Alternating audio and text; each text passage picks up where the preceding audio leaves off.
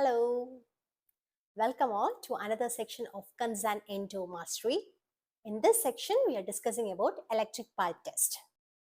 Electric pulp test is one of the tests to assess the status of the pulp. It uses nerve stimulation. The objective is to stimulate the pulpal response by subjecting the tooth to an increasing electric current. So now coming to the parts of electric pulp test. So this is the image of an electric pulp test. So this is a prop tip, rheostat, metal sheet and lip clip. So now let's discuss about the procedure. So first explain the test to the patient. Isolate the tooth, check the tester for function, and then the electrolyte is applied on the tooth. Now the prop tip is placed on the tooth. In the anterior tooth, it is placed on the incisal third, and in the posterior tooth, it is placed on the middle third of the mesiobuccal cusp of the molars and on the buccal cusp of the premolars. And now next is the completion of the circuit. The circuit is completed either by placing the lip clip on the cheek of the patient or asking the patient to place the finger on the metal sheet. And now the rheostat is on, initially a slow current and slowly raising the current. Ask the patients to raise the hand if there is a feeling of warm or tingling sensation. After that, so now check the value, and the test is performed in a similar way on the other tooth also. What are the clinical interpretations?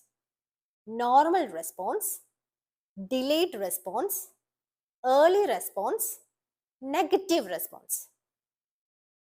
So what is normal response? That is, both the control tooth and the test tooth needs same threshold excitation. Delayed response means the test tooth requires significantly higher threshold excitation than the control tooth. Early response means the test tooth requires less threshold excitation when compared to the control tooth. No response or negative response means the tooth shows no response even at higher stimulus. Other than these response, we can get two more responses. One is false positive response and false negative response.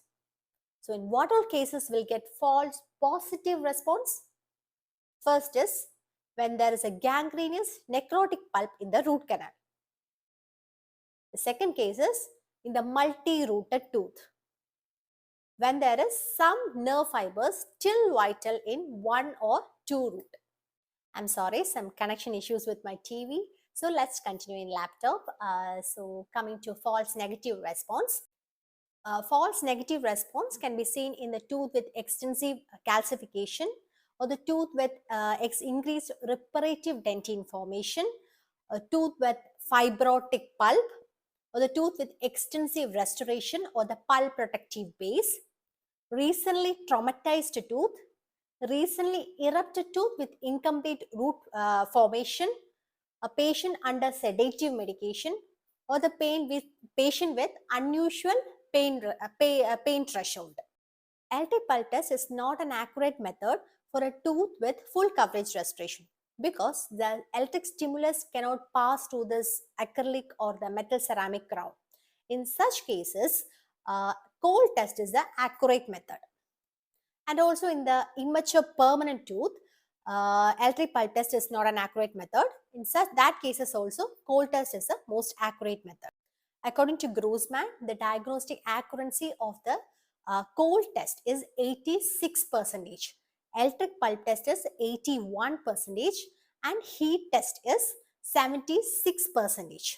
So hence, it is ideal way of detecting the pulp sensibility test is the combination of cold test and electric pulp test. Hope you all enjoyed this video. So please subscribe to my channel so that you will get notified once I upload my next video. So see you all soon with my next vlog.